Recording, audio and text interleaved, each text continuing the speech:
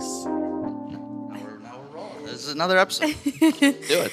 Cool. Welcome to the Nothing Different Only to Share podcast. Thank you so much for having me. I'm very excited to be here. I think what y'all are doing is very, very cool. And it's people like you that make this music community so awesome. Dude, thank you. And I know how much work this is too. I had a podcast for a hot second and it just became too much. Dude. But you guys are crushing it. Oh Keep my it God. up. Thank you. Yeah. We're really happy to be a part of the community too. Yeah. To dive in. Tell me about the podcast. Because I'm like, when we started this podcast, I didn't have a job and I wasn't in school. Sure. And now I have 2 jobs. And so the time that I have to commit to it is like, I don't have time to do any of it. Like, I don't know how I'm pulling any of this off. Yeah. No, it's tricky. We had a podcast, myself, Cameron Kinghorn from Nookie Jones. He's since moved to LA and he's in a band called King Perry now. Okay. And then Reed Kennedy, who was the drummer of Nookie Jones. And we had the idea of just like inviting all creative types, chefs, artists, musicians, and just, again, kind of like this, just picking their brains on what makes them tick, what do they really love about art, what makes them, want to do it so much. And yeah, fascinating to get all those different perspectives, all those different stories. Yeah, it's cool stuff. Cool. Yeah. Well, Jason McGlone, first of all, hello. Yep, my name is Jason. Hello. Let's start with like job title. Like, what do you do? Let us know. Yeah, so I am a recording engineer.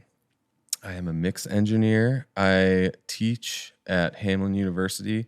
Sort of recently in the last couple semesters, I used to teach private lessons, drum lessons at Twin Town Guitars with Taylor, some other folks. And yeah, that's my main bag. Okay. A lot of what I do now, kind of post-pandemic, has been mixing. That's been my big thing, taking tracks from people, all over the country who send me stuff and then mixing at my studio. So cool. All over the country? Yeah. That's sick. Yeah. Will you tell us about the trajectory, like where you started with mixing and how you got to this big scale now? Yeah, it's a bit of a story. I'll try and keep it short, but when I was in high school, I had somebody reach out to one of my bands that I was playing. Is super embarrassing if you ever find it. I'm not going to tell you the name. Oh God.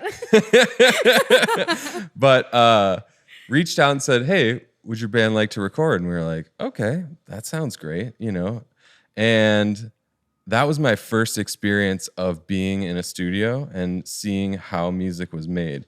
And to me, it was absolutely fascinating. And it's funny because if you talk to my friends in high school or my parents, I wanted nothing to do with like audio side of music, like at all. I just wanted to play the drums. That's it. And then look at me now. This is what I'm doing, Funny how that works out.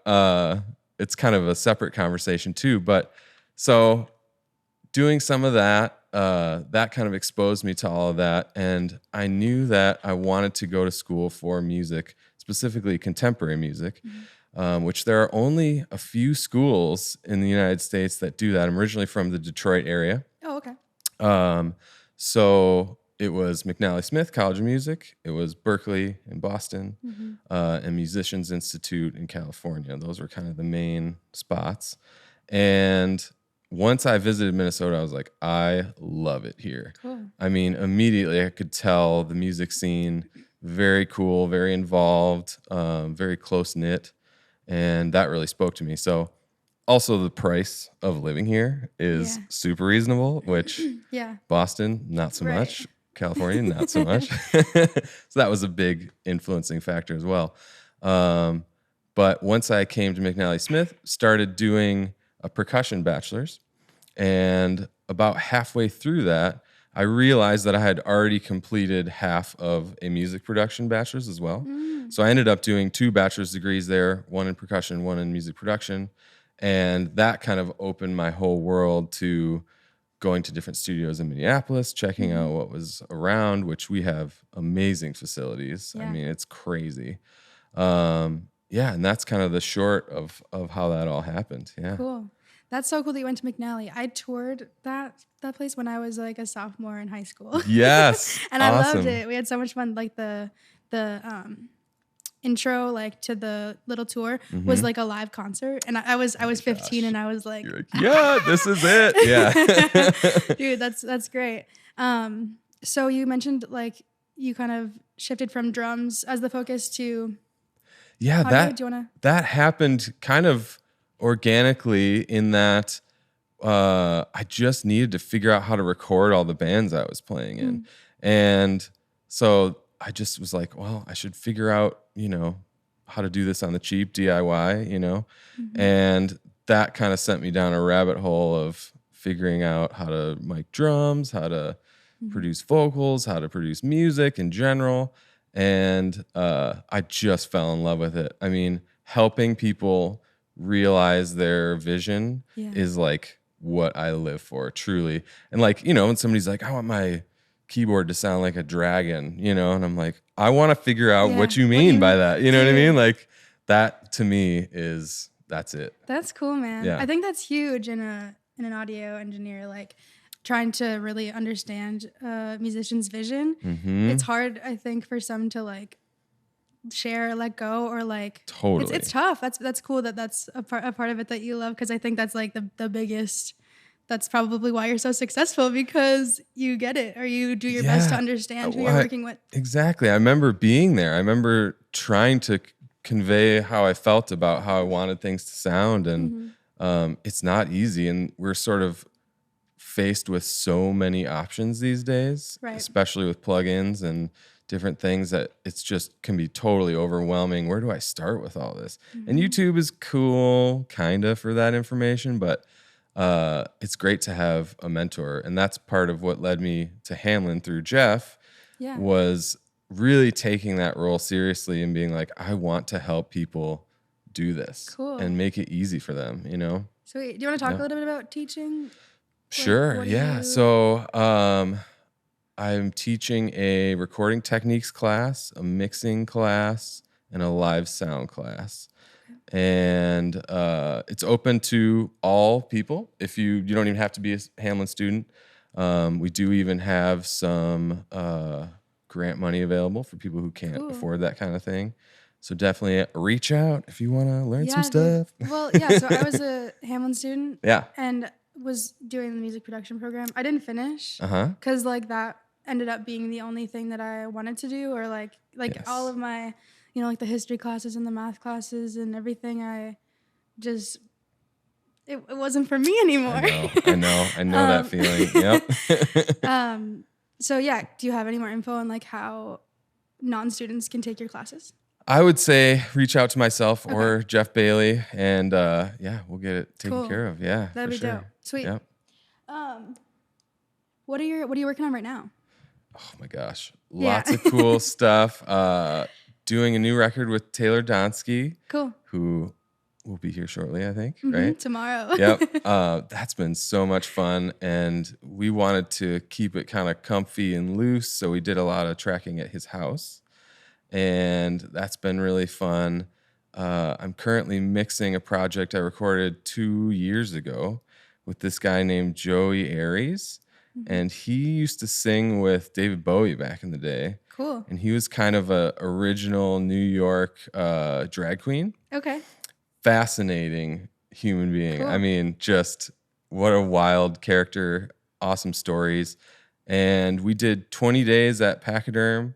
And the idea was kind of let's record and write everything in the studio, which I've never done before. Cool.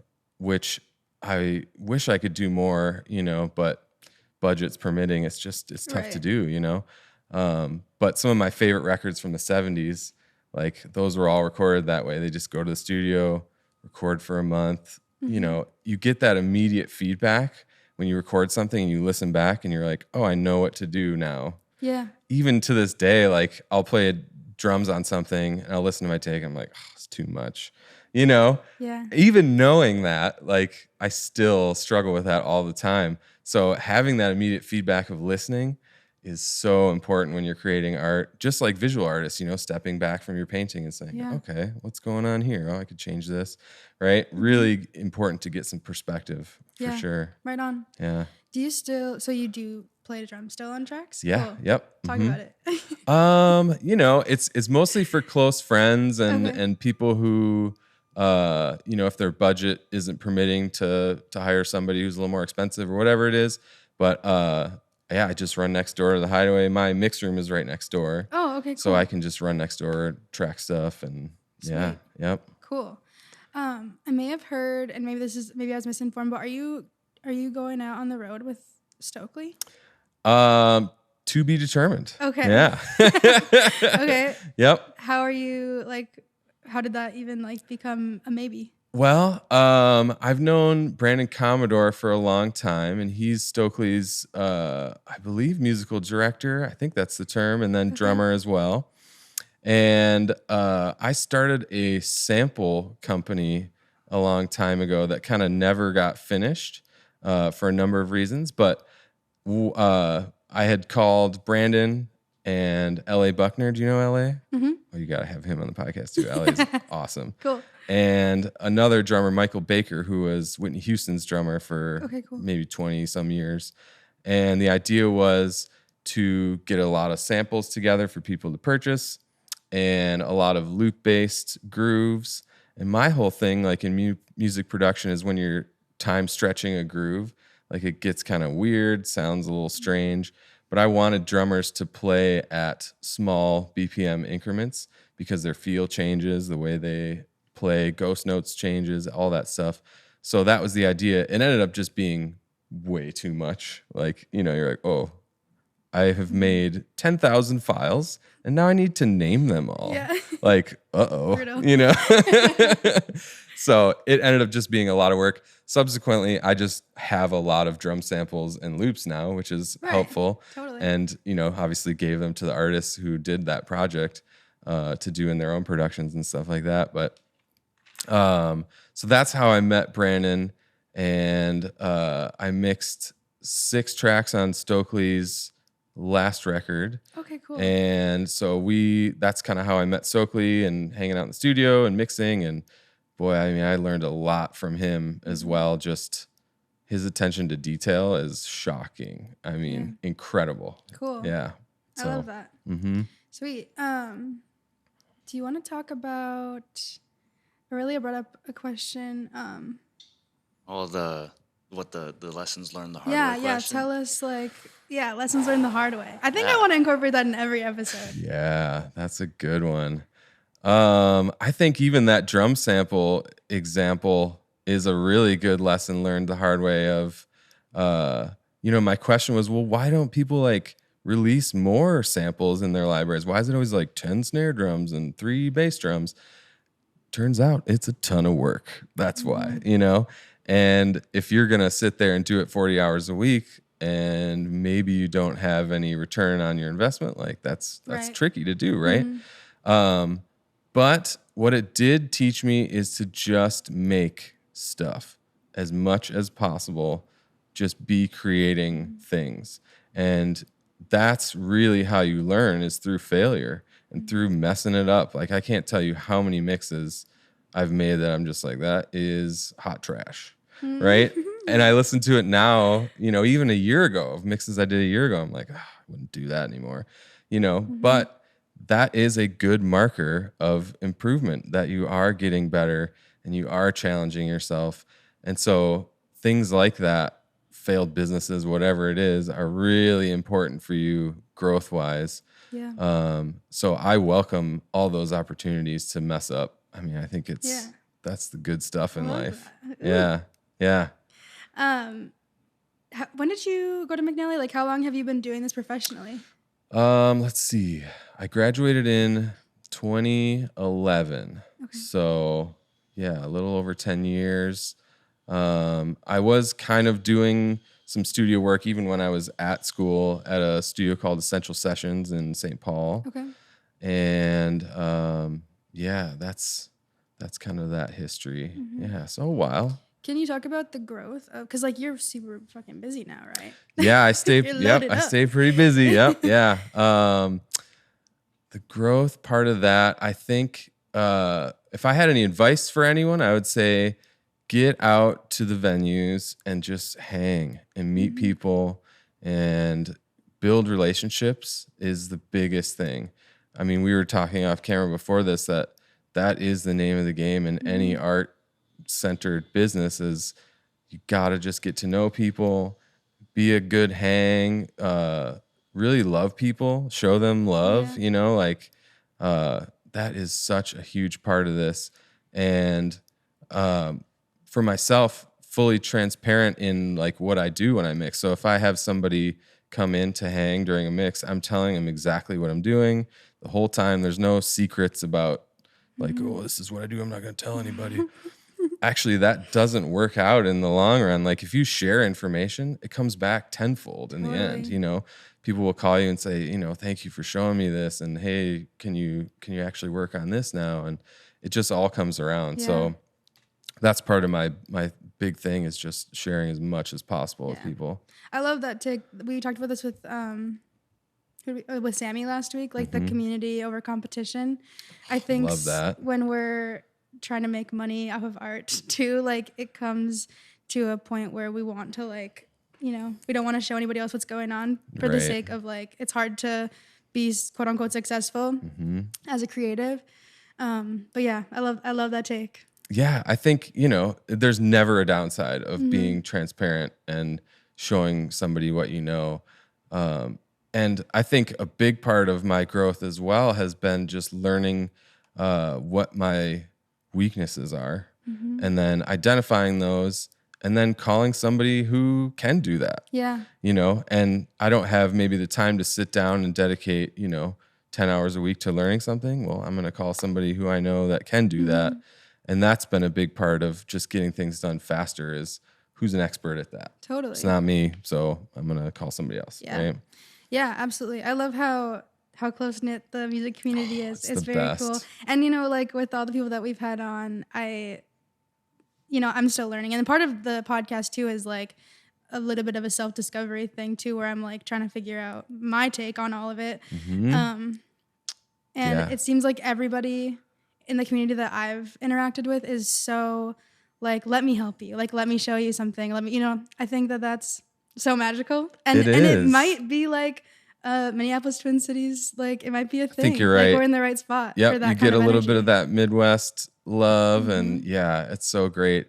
And I think that's awesome that you're at that point where you're trying to figure out what it is you connect with and who you connect with. And, so much of our lives when we're young is like all imposed on us. Like, when people say, what do you want to be when you grow up? Like they should be asking, who do you want to be when you grow up? Right.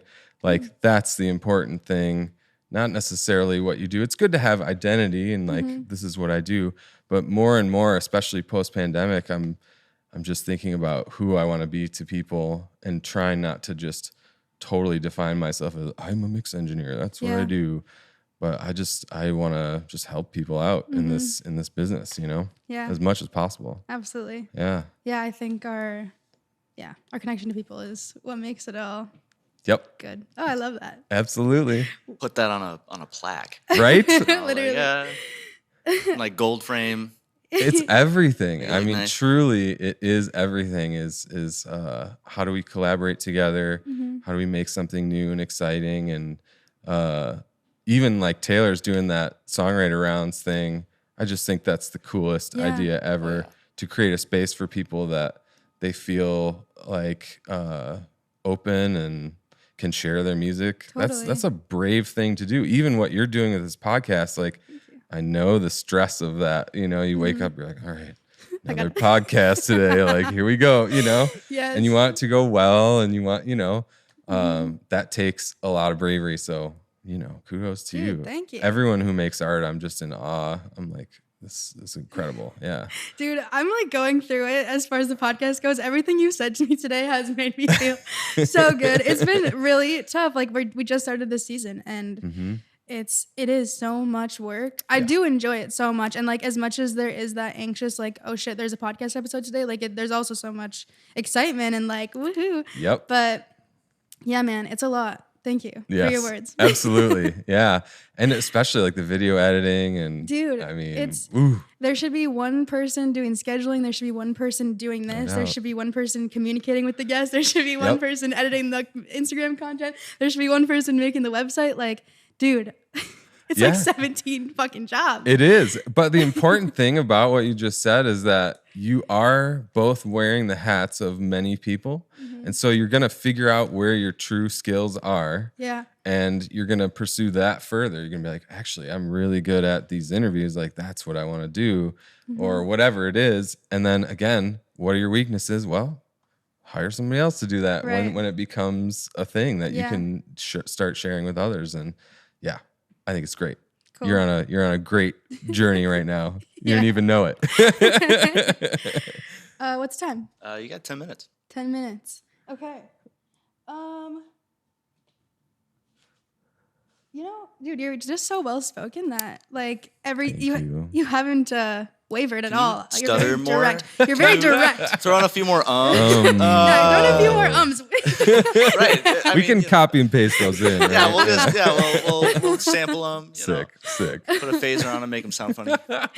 Love that idea. Okay, we might as well just restart the camera. Right. Cool. We might wrap up early, which is great because so many good things have been said. Cool. There's some, I am that person that does like the million ums and like takes 7 years to say what she's actually trying to say. Well, someone's got to do it. Yeah. Yeah. Honestly, it's all good anyways. Like it makes it seem more real and more conversational. And I don't know, like I wouldn't sweat it, you know? Right. Oh, for sure. Yeah. Let me know. The clap. Nice. Got to sync that up. Thank you. I'll go on my highlight reel. Dude, he gets better and better every time. Have you been practicing at home? I can neither confirm nor deny. Maybe. Okay, well, I don't know. Do you have questions? Because Aurelio is also a drummer. We do a lot of the same things, actually. Right. I am a drummer. Well, I started playing drums, and then like I finished high school. Was like, what do I want to do? Well, I just want to play the drums, but I don't want to go to school to play the drums. I want to know how to record the drums. Yep. And then this whole like pandemic thing happened. Mm-hmm. So then the school thing kind of, but I kept doing it. What's like the first record you did? Like what was the first one you mixed? Gosh. I think it was probably the first like reel that I like got paid for was a band called PB and the Jam. Whoa. Check out that name. That's a great name. I'm going to throw it in my family band name threads. Yep. Check this one out. And it was a bunch of friends that I had gone to music school with. Kevin Gastangwe, who now plays with Corey Wong. Chris Honeycutt was on bass. Sasan on drums. Yeah. Trent Barspool, who now moved to Nashville. So it's funny because you keep those relationships, even that very first thing that happened. And they're kind of like funky jam band kind of thing. Mm-hmm. And, that was a fake it till you make it situation for sure. Yeah, like how was mixing that? Like, had you sat down and mixed the record before that and then just sort of been like, what I had done was things at McNally Smith as assignments. Mm-hmm. And that's actually how I got to know Joe Mavitt at the Hideaway was I had his mixing class and he gave us an assignment and I spent so much time on this mix. I mean, every single day I was like, I want to perfect this. And what really resonated with me was that it was a very cool song and that inspired me to work hard. So I try and keep that in mind at Hamlin when I'm giving assignments. I'm like, I want to give them something cool that they really want to make sound good. And Joe had heard my mix and said, hey, this is really cool. Do you want to come check out the studio and hang? And I was like, oh my gosh, yeah. And so I mean, I learned a ton from Joe just about the process of making music, the psychological side of like, how do you deal with when somebody's not feeling it, or how do you get good takes out of people? I mean, it really is an art to do that. And it's something that takes a long time.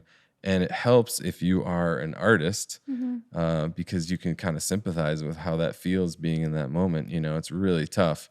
So, that's kind of a roundabout way of saying, PB and the Jam, first First record, check it out. I might just be like delusional, but I think I've heard of them. Have you really? Oh my gosh. Maybe they morphed into a band called New Sound Underground, which I don't think they're playing anymore, but yeah. Anyways, all instrumental music, no vocals, which to me was an easier way to start a first mix, like vocals are a tough thing to get right. Yep. It's like you think it's right, and then I know tomorrow it's not. Yeah, exactly. What's up with that? It just takes a lot of work. I'll look at every breath, every S, every single part of a vocal, and I'm addressing it. I'm saying, is that too loud? Is it not loud enough? It's pretty nitpicky work, and I see why a lot of people don't do mixing, but when you love it, and it's very satisfying. Like when you start improving something, you get this feeling of excitement and joy, and you're like, gosh, I'm a part of how this is coming together. It's really fulfilling, but it can be super mundane, denoising. As you know, are you doing the audio for the podcast? I am. Yeah, so full well that even long form interviews, that can be a ton of work. Here and there, it's like digging. Yeah. What's in here? What's wrong? Yeah, and there's something always happens. I don't care how experienced you are, which is if you zoom out of the greater life, it's that's what happens in life too. But you can never anticipate everything. Something will happen. But that's sort of the beauty of it, is you're going to learn every single time. Oh, maybe this time I'm going to do this, or set up another mic just in case, or whatever it is. Yeah. You ever get any projects that are you don't have to nitpick too much? It's just sort of hey, we tracked it like this. Yes. And it's kind of messy, but we want keep that. Absolutely. Yeah. Those are so much fun to work on. Especially artists. I'm mixing an artist right now named Classic from Milwaukee, and all of the vocal takes are done live with effects. So Classic is kind of using delay and reverb and creating these moments. And I remember getting an email saying I love what's there. I just want it to sound better. And I'm like, oh, thank goodness. This is going to be awesome. Because for me, that's my wheelhouse, is yes, I can just make it sound better. Don't need to nitpick. Everything that's there is there. So yeah, projects like that are incredible. And it's usually with artists that have done it a number of times, and you sort of lose that fear of perfectionism, and you just want to put things out, you just want to share your art. And I encourage anyone to be in that mindset of just get it out. And if somebody listens to it 3 years from now, keep in mind, it'll be the first time that they're hearing it. They might think that it's new, right? So as people put music out, I'm always encouraging them to keep promoting the things you've done 5 years ago, because this digital music landscape is crazy now. I mean, there's 100-some-thousand songs released a day. Is that right? Yeah, something like that. I feel like that stat was maybe last season someone said that stat, or maybe I made that up. I don't know. Yeah, something. I've heard that. Yeah, we're just what's up with that? I have no idea. That number just keeps growing. We're 500,000 a day. Oh my gosh. Yeah. No, I don't know. It's something ridiculous, but I'm not surprised either. How about projects that you're working on, and by the time you're done, you're kind of, or maybe while you're working on it, you're tired of it. You're oh, this is boring, and then you come back to it, and it's exciting again. How often does that happen? A lot to you, or is that it can, and it probably did early on. But I try and constantly remind myself when I'm walking through the door in the morning, I want to feel like there's nowhere else I would rather be than here doing this right now, because it's such a gift to be able to do what you want to do. And so I can't bring my baggage of I had a rough week and my back's sore because I've been sitting in this chair forever. And, I can't bring that into the energy that I'm putting into somebody's mix, because that's not fair for them, Totally. So trying to keep an open mind about, I'm out here just moving S's around, but it means something to this artist. They put everything into this, and it's coming out of their pocket usually too. So I also know what that feels like. So some days, obviously, you're gonna be like, yeah, this is not what I want to be doing right now, but it's a constant reminder to just keep going, keep putting everything you have into it, you know? Yeah. Dude. And more ums. Yeah. You need more ums. I love that you keep talking about like their vision and that it means so much to them, because that's so big. It's huge. Aurelio and I are working on, or have worked on, a couple songs. And the songs are important to me and they mean a lot to me and they feel really special. Yes. And I want to really love the way that it sounds. Mm-hmm. And maybe part of that is like, it's me, so I'm going to be a little bit more picky. Sure. I don't know what I want, but... But you know when you hear it, right? Yeah, right. Exactly. And, you know, that journey is something that every time you try and make something, you're going to experience that feeling, you know? I think, actually, this Kevin, one of my good buddies, he always says that, you know, you have to be okay with what you sound like. Mm-hmm. That's a really, really deep thing to think about, is what do I sound like? And I need to be all right with that, because we're bombarded with music that has been edited so much. And when you don't sing on key and you're like, well, why can't I sing on key? What's the deal? Well, that music has been auto-tuned or melodined to the point of perfection. Yeah. And that's what the audience expects. Mm-hmm. So the sooner that you can see and kind of pull that curtain back and be like, is the song good? Do I believe what I'm saying? Those are the important things that resonate with people. If it's in key and in time, like, that helps for sure. But that core essence of the song has to be there in order to resonate with people. So I'm always trying to tell people just not to be discouraged by comparing and, you know, scrolling through your phone and looking at everybody else doing cool stuff. And it's like, we need to turn that off, especially when we're being creative or in preparation to being creative. Like, before you sit down, give yourself a half hour away from your phone and just like go for a walk.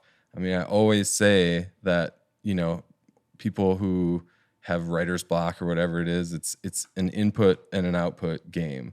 So if you don't have any input, go look at the trees, look at the birds singing, watch some water pass you by. Like, that is your input, and that will contribute to your output. So if you have no output, it means that you need to go talk with somebody. You need to, yes, exactly. I mean, that is the key to being creative, for sure. Yeah.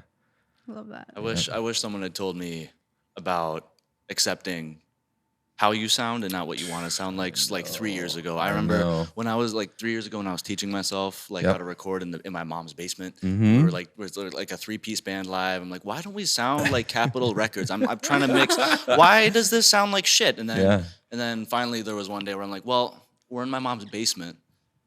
Right. It took a long time to like figure that out. Like, oh, well, this is just what we sound like. It's real. And actually, that is the good stuff of music and of being creative, is leaning into what you actually do sound like and what you want to create is really, really, really important. Staying true to yourself, not trying to just recreate something that you've heard before. Yeah.